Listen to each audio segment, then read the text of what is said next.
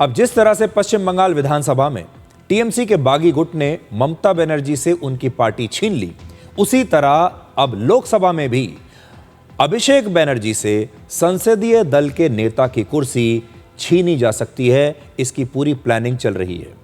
ममता बनर्जी के खिलाफ पहले सियासी विद्रोह के बाद इस समय टीएमसी के 80 विधायकों में से 58 बागी गुट के साथ हैं और सिर्फ 22 ममता बनर्जी के साथ बचे हैं। ये तो विधानसभा का आंकड़ा है जो इस समय आपकी स्क्रीन पर है।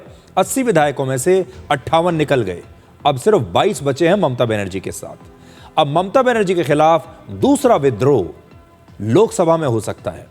बागी गुट का यह दावा है कि लोकसभा में टीएमसी के 28 सांसदों में से 23 उनके साथ हैं और ये 23 ममता बनर्जी को छोड़ने के लिए तैयार बैठे हैं और सिर्फ 5 सांसद ही इस समय ममता बनर्जी के साथ बचे हैं लोकसभा में।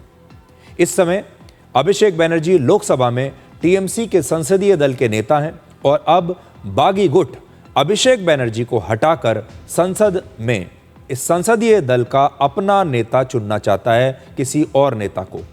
बागी गुट का दावा है कि लोकसभा में 23 से ज्यादा सांसद उनके साथ हैं और अब वो संसदीय दल के नए नेता को चुन सकते हैं, अभिषेक बनर्जी को हटा सकते हैं।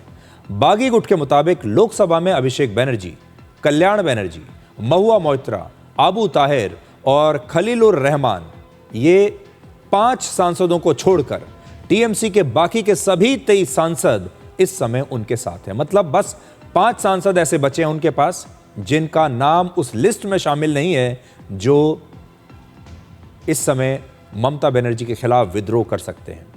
इस समय लोकसभा में टीएमसी के 28 सांसद हैं कुल मिलाकर, राज्यसभा में 13 सांसद हैं, यानी संसद में टीएमसी के कुल मिलाकर 41 सांसद हैं।